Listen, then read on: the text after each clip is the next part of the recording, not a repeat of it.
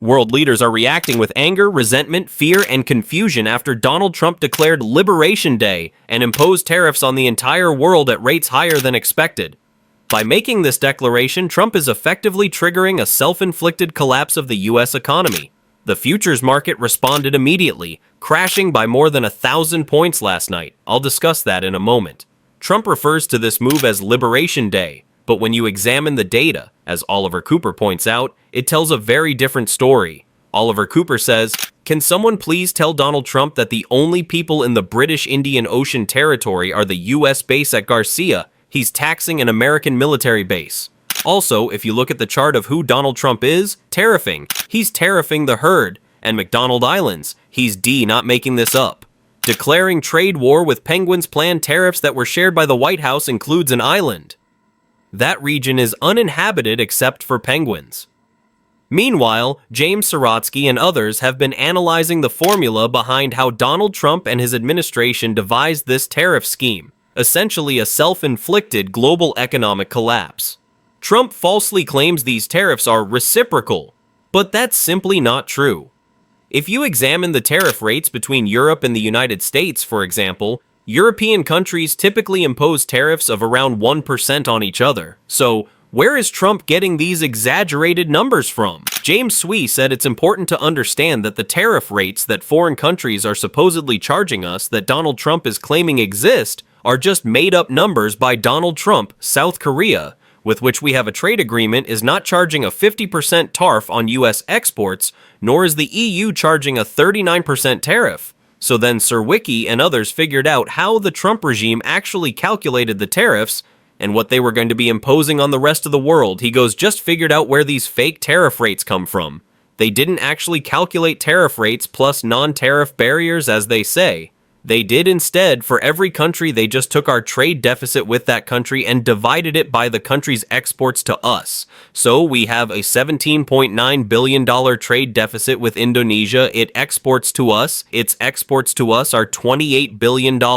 So you take 17.9 and $28 equals 64%, which Trump claims is the tariff rate Indonesia charges us. What extraordinary nonsense. This is exactly how they're doing it. And the White House has even confirmed it. Let's take a look at what EU Commission President Ursula von der Leyen had to say about Donald Trump. She expressed how disenchanted, disheartened, and disgusted Europe is with his administration. And because of this collective experience of the last, almost 75 years, so many Europeans feel utterly disheartened by the announcement from the United States. Let me be clear, Europe did not start this confrontation. We think it is wrong. But my message to you today is that we have everything we need to protect our people and our prosperity. We have the largest single market in the world. We have the strength to negotiate.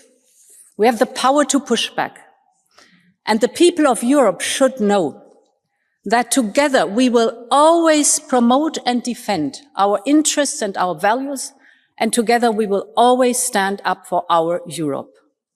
Meanwhile, UK Prime Minister Keir Starmer addressed the British Parliament regarding Trump's so-called Liberation Day tariff scheme. Here's what he had to say. Play this clip. Mr. Speaker, we've been preparing for all eventualities ahead of the confirmation of US tariffs later today. Let me be clear with the House. A trade war is in nobody's interests. And the country deserves, and we will take, a calm, pragmatic approach. That's why we're working with all industries and sectors likely to be impacted. Our decisions will always be guided by our national interest. And that's why we have prepared for all eventualities, and we will rule nothing out. Let's take a look at what Australia's Prime Minister Anthony Albanese had to say about this. Play this clip. The unilateral action that the Trump administration has taken today against every nation in the world does not come as a surprise. For Australia, these tariffs are not unexpected. But let me be clear, they are totally unwarranted. President Trump referred to reciprocal tariffs. A reciprocal tariff would be zero. not 10%. The administration's tariffs have no basis in logic, and they go against the basis of our two nations partnership. This is not the act of a friend. Today's decision will add to uncertainty in the global economy, and it will push up costs for American households. It is the American people who will pay the biggest price for these unjustified tariffs. Now, here's how Canada's Prime Minister Mark Carney responded to Trump's tariff decision. Play this clip. So, President Trump has just announced a series of measures that are going to fundamentally change the international trading system. Now, in doing so, he has preserved a number of important elements of our relationship, the commercial relationship between Canada and the United States. But the fentanyl tariffs still remain in place, as do the tariffs for steel and aluminum.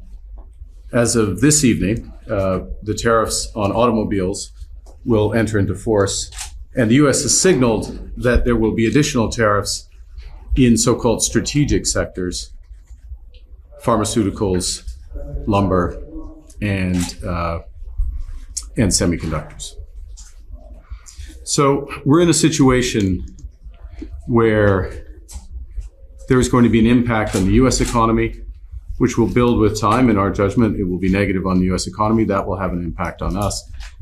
But the series of measures will directly affect millions of Canadians. We're going to fight these tariffs with countermeasures. We are going to protect our workers, and we are going to build the strongest economy in the G7. In a crisis, it's important to come together, and it's essential to act with purpose and with force. And that's what we will do. Let's take a look at France 24, and in about 2 minutes and 43 seconds, Professor Scott Lucas, who's a professor of U.S. and international politics at the Clinton Institute in Sault University College in Dublin, breaks it down how economically illiterate Donald Trump's speech was, where he declared Liberation Day and tariffed all of these countries. He says this is the stupidest thing I've ever heard. Watch this. This is a brilliant breakdown right here to play this clip. The detail is from Donald Trump. What do you make of all of that? Before talking about the effects, and they're bad, let me just say that I think that was the dumbest, most economically illiterate speech I have heard in my life. And I've heard a lot of bad ones. It was filled with lies and distortions, and I need to back that up. For example, the idea that the European Union has a 39% tariff rate on the United States. The weighted average of EU tariffs on the US is 1%.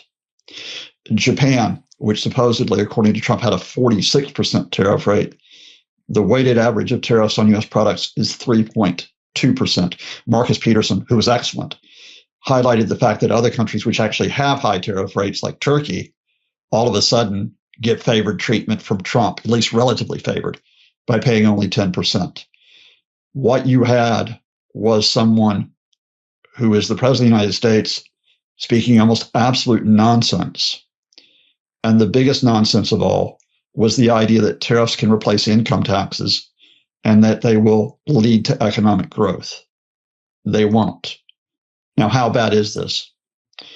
You have varying rates across the board. You have 20% on the EU. You have 34% on China, even higher on some countries. Lowest rates are still only going to be, are still at least 10%.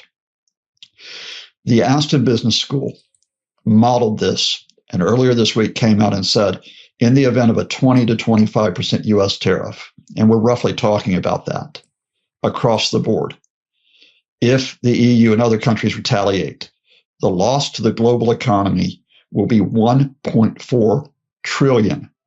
That is trillion with a T, dollars to the global economy.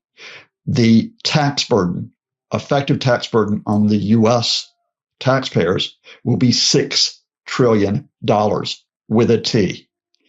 This is one of the most in addition to being economically illiterate speeches, it is accompanied by one of the most economically damaging actions that have been taken since the last round of high tariffs, which was in the 1930s, which helped lead to the Great Depression. I know. Rounds. I made up my mind about the stupidity of tariffs 15, 20 years ago. They do not protect local jobs. All they do is increase local prices. And I think the attitude that President Trump has taken towards some great allies of America's in the past is really blameworthy. I mean, Canada, has he forgotten that when the Allies launched Operation Overlord to liberate Europe from the Nazis, that the third largest of the invading armies was Canadian after the American and the British? Has he forgotten the Canadian contribution in Afghanistan?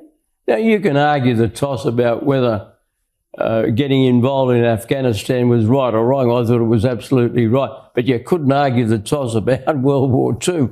That wasn't started by anybody other than Adolf Hitler. Yeah, your point about Trump's treatment of Canada is spot on, but there's been a political impact of that in Canada. It's helped the Canadian government. And likewise here, Donald Trump looms large over the election campaign, doesn't he? Labor is trying to smear Peter Dutton as some sort of Trumpian figure. Is that realistic? Is it a political threat? The Labor Party will try any dodge, but it's not realistic. Okay, Trump is centre-right, so to speak, although in my view he's not a real conservative. I mean, there are a lot of conservative values that I hold to that he apparently doesn't. I mean, he attacks his own security services. I don't think that makes any sense. On the other hand, things he's said about gender identity and university and so forth, I agree with. Most sensible Australians do, but that's, as it were, the low-hanging fruit. That's the easy part of it. The harder part is what you do to your allies, and to undermine Canada is just, I find it inexplicable.